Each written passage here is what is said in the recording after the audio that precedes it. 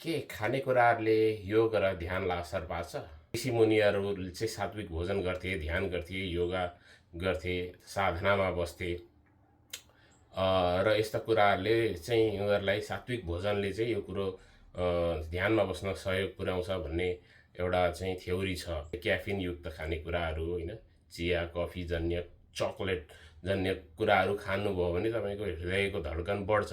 अब यदि साधनै गर्न बस्नुपर्ने भने तपाईँको चाहिँ त्यो यदि ब्रिदिङ नर्मल भएन भने चाहिँ दिमाग एकीकृत गर्न सकिएन, त्यसरी ध्यान लगाउन सकिएन। व्यक्तिगत रूपमा फुड साइन्सको विद्यार्थी भएकोले मेरो आफ्नै दृष्टिकोण छ। आयुर्वेद र योगा शास्त्रले खानेकुराहरूलाई चाहिँ तामसिक भोजन, सात्विक भोजन र राजसिक भोजन भनेर खानेकुराहरूमा भएका खाद्य वस्तुहरूका गुणका आधारमा वर्गीकृत गरेको छ।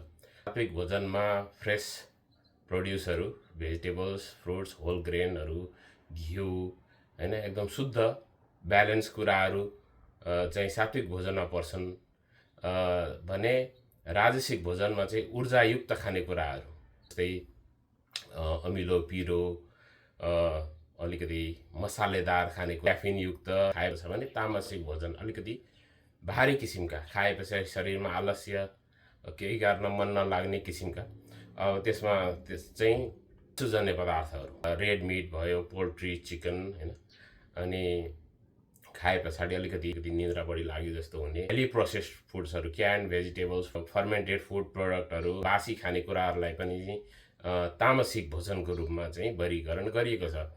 हामीलाई सन्तुलित आहार चाहिन्छ। फुल प्रोटिन, कार्बोहाइड्रेट, फ्याट, मिनरल्स जस्ता आवश्यक तत्त्वहरू मिश्रित सम्पूर्ण खानेकुराहरू मिश्रित रूपमा, ब्यालेन्स रूपमा खानु चाहिँ शरीरको लागि आवश्यक हुन्छ।